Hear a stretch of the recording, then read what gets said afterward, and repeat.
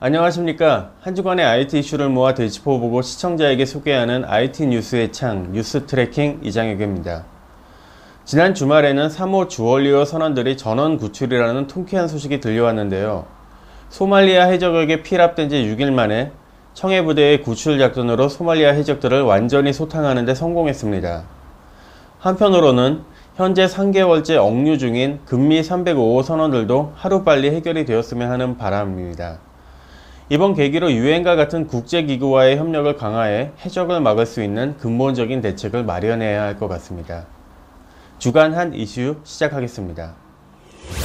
페이스북이 골드만삭스를 주관사로 삼아 15억 달러의 펀드를 유치하면서 100억 달러였던 회사 가치가 500억 달러로 치솟았습니다. 이는 이베이와 야후를 뛰어넘는 수치인데요.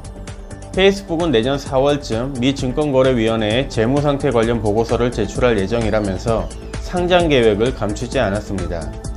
페이스북 관계자는 2012년 4월 30일께부터 미 증권거래위원회에 재무상태 관련 보고서를 제출할 계획이라고 밝혔으며 미 증권거래위원회 측은 페이스북이 올해 안에 상장 보고 의무 기준을 넘어서는 주주를 갖게 될 것으로 예상된다고 전했습니다. 매년 최고 벤처기업을 선정해 상을 수여하는 테크크런치 어워드에서 한국계 벤처기업 비키가 최고의 벤처기업으로 선정됐습니다. 이번 크런치 어워드에서는 베스트 소셜 앱, 베스트 모바일 앱, 베스트 CEO 등 총 20개 부문에서 100개 이상의 회사와 서비스, 인물이 최종 후보에 올랐는데요. 페이스북, 트위터, 포스퀘어, 그룹폰 등 쟁쟁한 후보들이 함께 경합을 벌였습니다.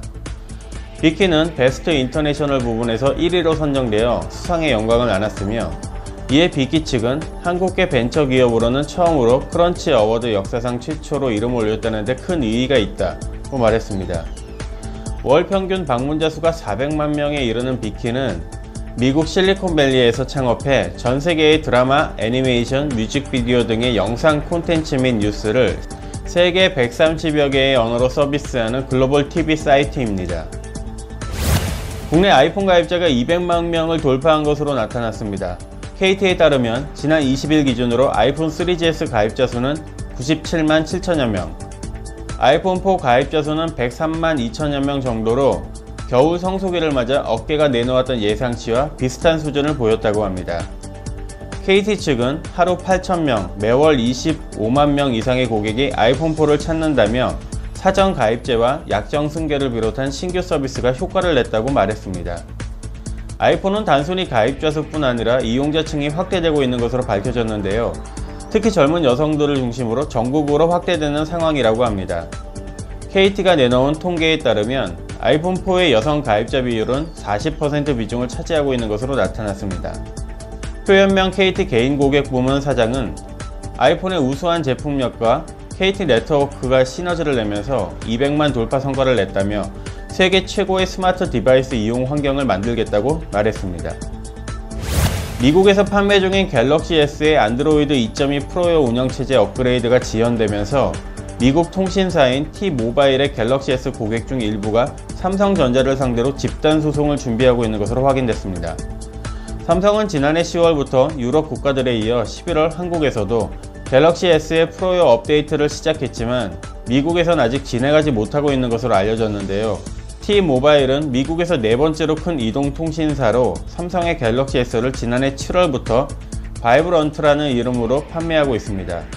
20일 업계에 따르면 안드로이드와 윈도우 모바일 운영체제 개발자 모임인 XDA 포럼의 한 회원이 최근 삼성전자가 T-모바일을 통해 조만간 내놓을 예정인 갤럭시 S의 4세대 모델을 띄우기 위해 프로웨어 업그레이드를 일부러 늦추고 있다며 집단 소송을 제기하겠다는 뜻을 밝혔습니다.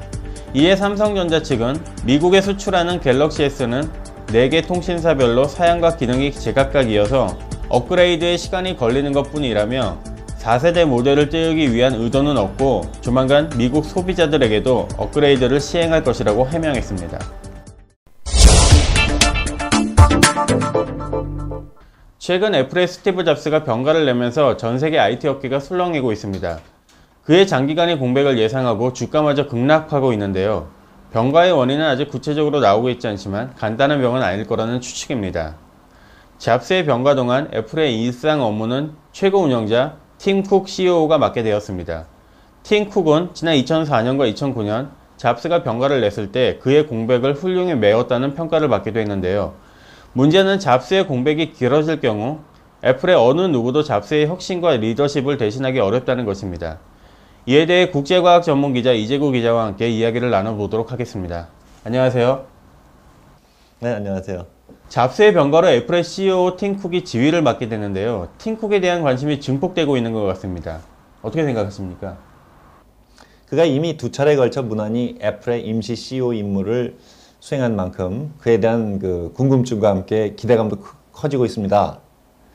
그는 현재 스티브 잡스 이후에 애플을 이끌 가장 유력한 인물로 거론되고 있기도 하죠. 외신들은 한마디로 팀 쿡 역시 잡스 못지않은 일에 대한 열정을 가진 인물이다, 이렇게 설명을 하고 있습니다. 지난 98년 애플에 입사한 팀 쿡은 애플이 PC 사업으로 크게 성장하기 시작했을 때 제조, 물류 업무를 성공적으로 효율화시키는 데 큰 공을 세웁니다.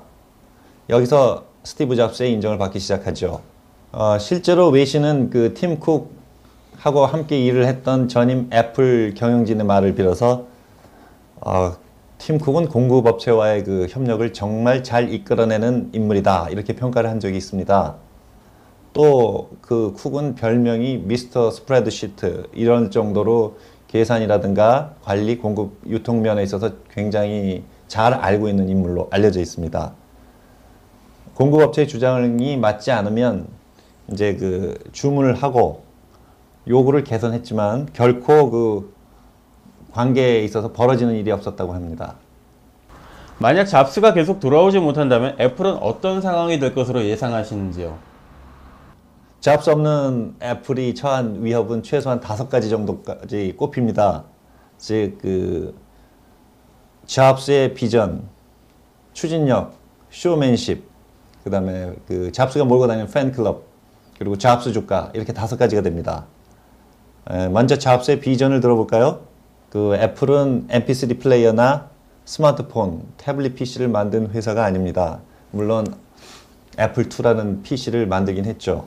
그러나 잡스가 지휘봉을 잡으면 애플이 발명하지 않은 모든 전자제품들이 마치 애플이 발명한 것처럼 빛을 내기 시작했습니다. 여러분들도 모두 경험을 하셨죠. 아이폰, 아이팟, 아이패드 등등해서 모두 경험을 했습니다. 잡스가 이 모든 전자기기 제품들을 극적으로 새롭게 정의했다는 표현을 해도 좋을 정도로 잡스는 제품에 대해서 생명을 불어넣고 천재적인 상품 판매 감각을 보였습니다. 잘 알려진 것처럼 잡스는 제품에 대한 감각이 뛰어나기로 유명합니다. 그래서 잡스는 이 신제품을 시장에 내놨을 때 반드시 이긴다, 이런 생각이 들면 제품을 내놓는다고 하죠. 잡스가 없으면 불가능하다라는 말이 나오는 이유도 이 때문입니다.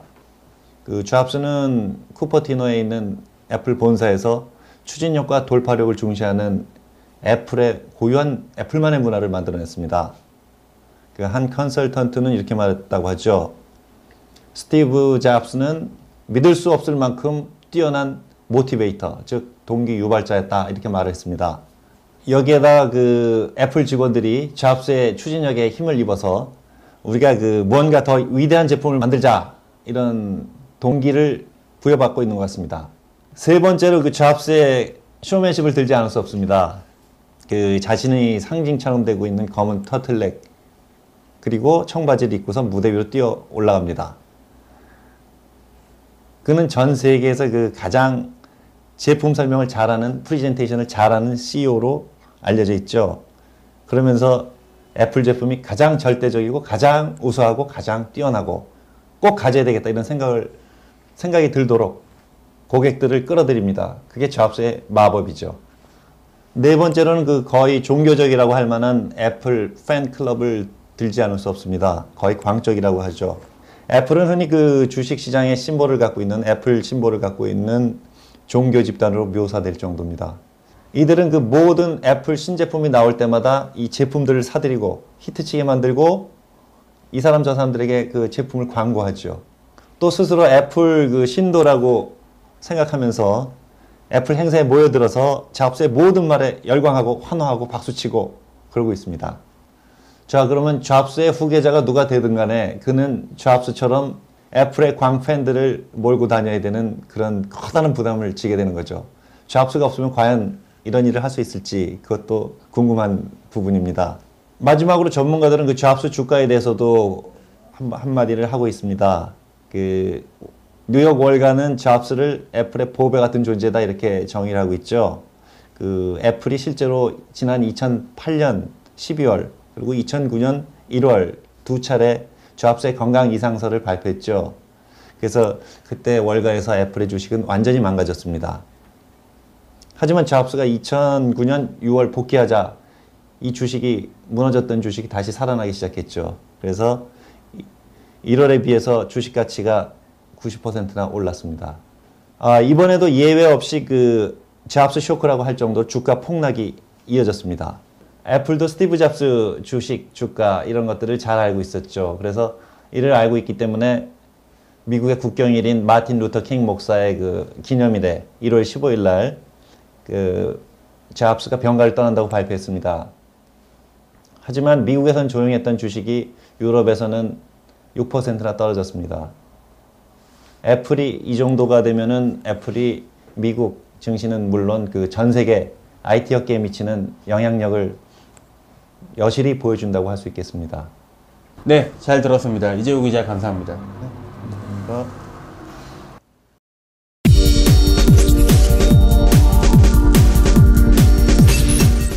최근 마이크로소프트의 키넥트와 프로젝트를 이용한 여러가지 다양한 실험들이 활발하게 이루어지고 있는데요. 디자인 아트 스튜디오인 김치앤칩의 엘리엇 우드 씨가 키넥트의 3D 비디오 캡처 기능과 프로젝트를 이용해 재미있는 모습을 보여주고 있습니다.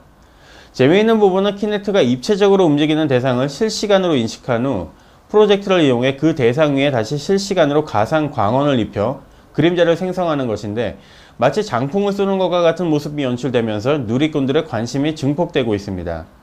이것만 있으면 따로 지리산에서 장풍 연마를 하지 않아도 될 것 같습니다.